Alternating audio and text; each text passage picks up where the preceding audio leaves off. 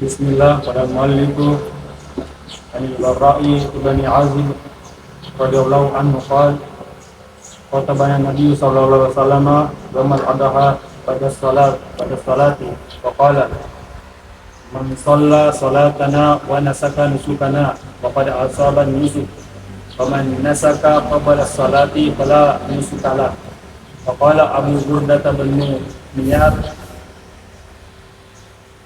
Al-Bara ibn Azib, ya Rasulullah, inni nasabtu syati qabla salat wa anna al-yawma yawmu akli wa syurbin wa ahbabtu an takuna syati awwala ma yutbahu fi baiti badabatu syati wa tawaddaitu qabla an Atiyah. Al-Adiyah Salat Qala syatuka syatu lahmi Qala ya Rasulullah Wa inna indana ana qallana Jaza'atan liya Ahaku ilayya min syataini Apa tujzi anni Qala na'am Walam tajziya an ahadin ba'dak. Masyaallah, barakallahu fikum. Bisa terjemahkan? Ya. Dari Al-Bara bin Azib radhiyallahu anhu berkata Rasulullah SAW berkhutbah pada di ibadah setelah salat. Beliau bersabda, barang siapa yang salat Dan bersama ya, salat bersama kami ya. dan Berkurban berkurban banyak. bersama kami, maka Seperti Hah? dari artinya siapa yang sholat seperti sholat kami, siapa yang ya, maka sah kurbannya. Waman nasaka, siapa yang berkurban sebelum salat maka tidak sah, maka tidak ada kurban lagi. ya, thayyib. Santai, barakallahu fikum. Nah, di sini ada beberapa faedah yang bisa kita ambil faedahnya. Ini hadis dari Al-Bara bin Azib. Qala khatabana an-nabiyyu sallallahu alaihi wasallam yaumal adha pada salat. Faedahnya di sini bahwa khutbah itu ya setelah salat. Khutbah Id itu setelah salat. Ya, di sini juga faedah, kita baca keterangannya Syekh. Fi hadzal hadits min al-fawaid masru'iyyah al-khutbah yauma Idul Adha. Ini faedah dari ini disyariatkan khutbah pada hari raya. Wa minna akhadha ba'dul fuqaha anna khutban Nabiy sallallahu alaihi wasallam yaumal Id wahidah wa laysat muta'addidah. Diambil faedah dari hadis ini sebagian fuqaha bahwa sungguhnya pada hari Id itu Nabi berkhutbah cuma sekali khutbah. Tidak ada dua khutbah. Seperti khutbah Jumat. Khutbah Jumat itu berapa khutbah? Dua. Tapi di sini sebagian ulama mengatakan bahwa hanya satu khutbah. Walaysa fi hadzal hadits ma yadullu alaihi fa inna qaulahu khatabana. Bah, di sini kata-katanya di sini khatabana berarti Rasulullah SAW berkhutbah di depan kami. Tidak ada di sini menunjukkan dua kali khutbah. Tas, dipahami? Ya, fi'lu ya mutbih hadbul maf'ul fala yadullu ala wahidah. Artinya di sini tidak ada ihtimal ya menunjukkan apanya di sini tidak ada kejelasan apakah satu atau dua. Bisa pahami? Ya. Sebagian ulama mengatakan bahwa khutbah itu dua. Khutbah Id dua. Di mana pendalilannya? ketika Rasulullah SAW selesai khutbah di depan para sahabatnya, maka dia berpindah ke di mana?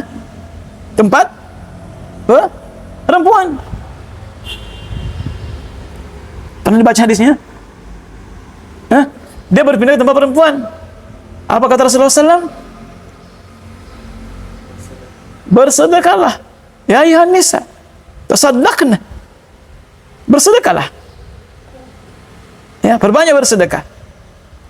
Ya, di sini didirikan dalil para ulama mengatakan bahwa khutbah itu ada dua. Khutbah itu ada dua. Yaitu ketika Rasulullah SAW selesai khutbah di depan sahabatnya, maka Rasulullah pergi ke tempat perempuan. Jadi kan bahwa ini dua khutbah juga. Tapi apa yang menyebabkan Nabi, para ulama menjelaskan, apa yang menyebabkan Nabi ketika mengkhususkan khutbah kepada perempuan?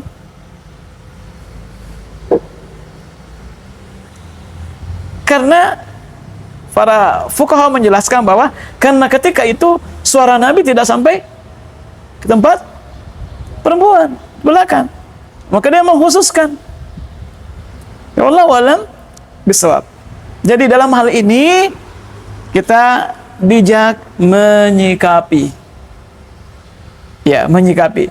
Kalau antum diundang khatib Aid, kalau di tempat itu kebanyakan diamalkan adalah dua khutbah, ya amalkan dua khutbah. Ya, jangan satu khutbah. Nanti orang dasar. Das ya? Pahami? Kalau di kampung itu dua. Semua dua ya rata-rata. Ala kulli hal ar-raji yang paling kuat antara para ulama cuma satu saja. Satu khutbah di Id. Tidak berbilang. Karena di sini tidak ada penjelasan bahwa ada dua khutbah. Adapun Nabi pindah ke tempat perempuan, ya itu banyak ihtimal. Banyak kemungkinan. Dan dalil yang banyak kemungkinan, artinya apa? Dalil yang banyak kemungkinannya itu tidak bisa jadikan hujjah. Ya, banyak ihtimalnya. Ya wallahu alam bisawab. Nah, di sini penulis menjelaskan wastadalla bil hadis ala wujubi salatil Id. Hadis menunjukkan wajibnya salat Id. Perkataannya, "Man shalla salatana faqad asaba nusuk." Artinya, siapa yang mendatangi salat Id, maka dia sudah sah ya kurbannya. Artinya, menjadikan syarat itu hadirnya salat Id. Mana kira-kira? Pertama yang lalu antum ambil pendapat yang mana? Sunnah, muakkadah atau wajib? Sunnah. Sunnah. Dalil. Dalil salat Id. Dalil. Ya. Alasannya Imam Syafi'i dan yang lainnya bahwa itu tidak ada apanya? Azannya. Semua sholat yang tidak ada azannya itu hukumnya sunnah. Wallahu alam. Artinya dihukumi seperti sholat duha. Wallahu alam. Jadi ini tidak boleh juga kita tergantung. Antum jangan ragu ketika antum pegang dalil. Antum jangan bimbang. Ya, karena kita beramal sudah apa yang kita yakini. Yakin dengan dulu ini. Saya ambil pendapat salat tahiyatul masjid hukumnya wajib. Wajib dulu awal belajar. Wajib. Setelah belajar. Saya ala kulli hal yang roji tidak wajib. Sama dengan mendekat ke sutra hukumnya wajib. Karena ambil pendapatnya Syekh Al-Bani. Bahkan kalau tidak maju ke depan, ambil sutra. Tapi belajar, oh ternyata kami ambil pendapat yang tidak wajib. Artinya apa yang menenangkan hati, cenderung kepadanya, tidak ada syubhat, itu antum pegang. Meskipun berbeda. Meskipun berbeda. Ya, contoh kami di belajar guru kami, antum boleh Syafi'i, boleh Maliki, boleh Hambali. Yang penting jangan mencelah. Jangan mencelah karena masing-masing punya pegangan, punya pendapat juga. Ya. Terus ya. Kami jadi di sini masalah wajibnya karena insyaallah kita sudah pahami. Sekarang setelah berjamaah di masjid, hukumnya apa? Berjamaah di masjid hukumnya? Antum dapat ilmunya dari mana? Apakah sunnah muakkadah, apakah fardu kifayah atau wajib ain?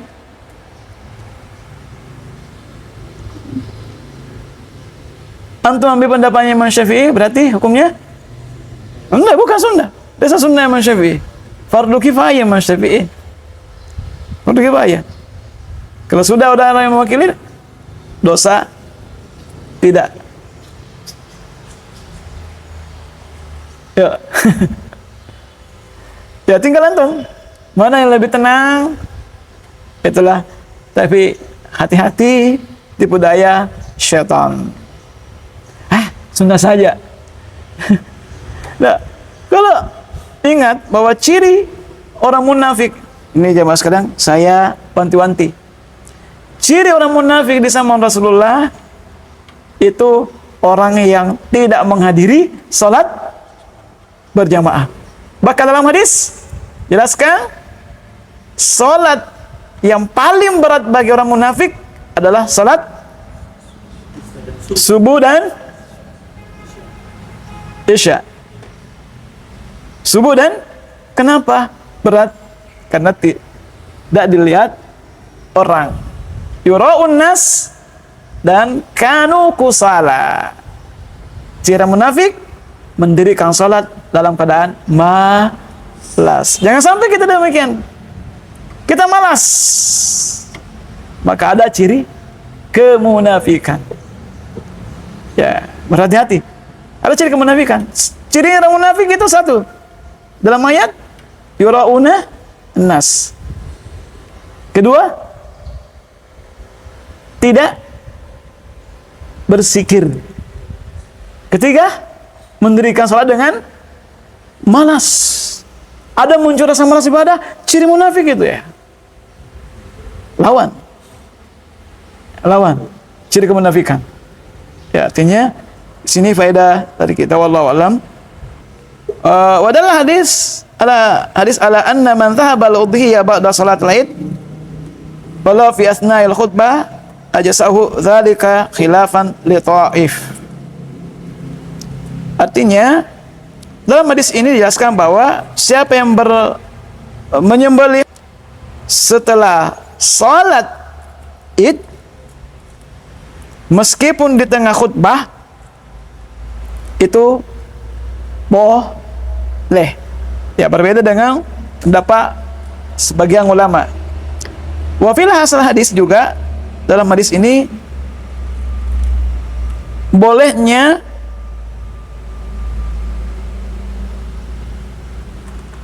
berbicara kepada khatib pada saat khutbah ya.